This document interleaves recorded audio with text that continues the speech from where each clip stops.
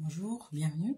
Aujourd'hui, je vais vous parler de la Cinquième République, de la Constitution ainsi que de son rôle dans l'organisation de la République. Donc, le régime actuel de la France est la Cinquième République. Donc, la République est dotée d'un texte fondateur que l'on appelle la Constitution. Donc, la Constitution en vigueur aujourd'hui en France date du 4 octobre 1958, même si elle a connu de nombreuses révisions depuis lors. Donc, la Constitution peut être définie comme étant l'ensemble des règles juridiques qui définissent l'organisation et le fonctionnement des pouvoirs publics. Alors, elle contient les grands principes politique de la Cinquième République, notamment en son article 1er, on peut lire que la France, je cite, est une république indivisible, laïque, démocratique et sociale, qu'elle assure l'égalité devant la loi de tous les citoyens sans distinction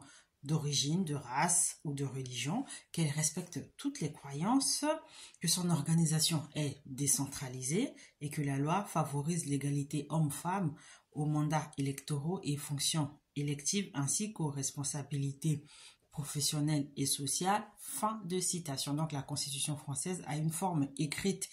J'ouvre une petite parenthèse concernant l'organisation décentralisée de la France. Je vous invite à faire un petit tour sur la page. Vous aurez une vidéo qui vous explique la différence entre une organisation sous forme d'État unitaire et l'organisation décentralisée. Donc, les pouvoirs sous la Cinquième République sont organisés par la Constitution. Donc, dès la création d'un État, celui-ci est doté justement de cette norme de la personnalité morale et donc de cette norme fondamentale. Donc, globalement, on peut résumer le rôle de la Constitution en 3 points. Premièrement, c'est la Constitution qui fixe l'organisation interne de l'État, à savoir la forme de l'État, le statut des gouvernants, donc si ça un président, un roi, ainsi que les rapports entre les gouvernants et les gouvernés.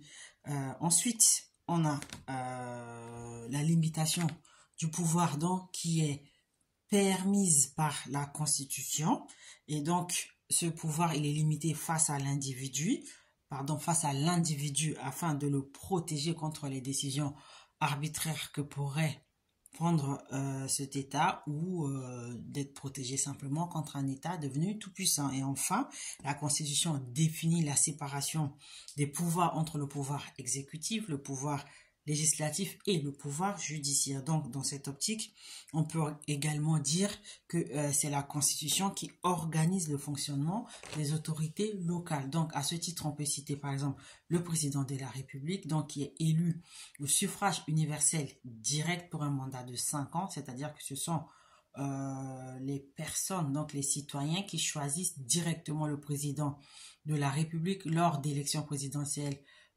organisées suivant des procédures qui sont bien établies. Et puis donc ce sont les citoyens qui mettent directement leur bulletin de vote dans les urnes.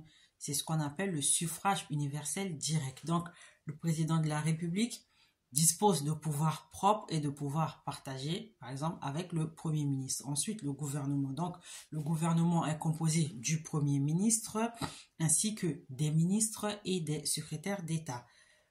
Ensuite, nous avons le Parlement. Donc, le Parlement français est composé de 577 députés élus pour un mandat de 5 ans et de 348 sénateurs élus au suffrage universel indirect pour 6 ans. Donc, les députés, ils sont élus au suffrage universel direct, tout comme le président de la République. C'est-à-dire que ce sont les citoyens qui se déplacent le jour de l'élection pour aller choisir les députés de leur circonscription.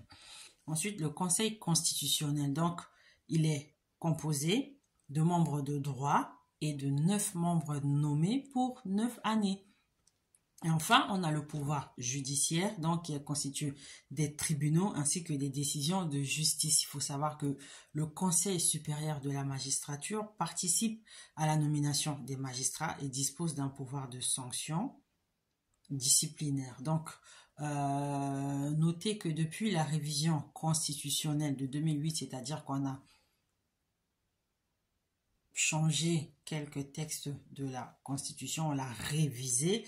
Donc, depuis cette révision, le président de la République n'assure plus la présidence du Conseil supérieur de la magistrature, ceci afin de vraiment laisser les magistrats exercer leur métier en toute indépendance. Voilà, c'était tout pour aujourd'hui. Si vous avez des questions, n'hésitez pas à visiter notre page ou à nous contacter aux coordonnées qui y figurent. À bientôt.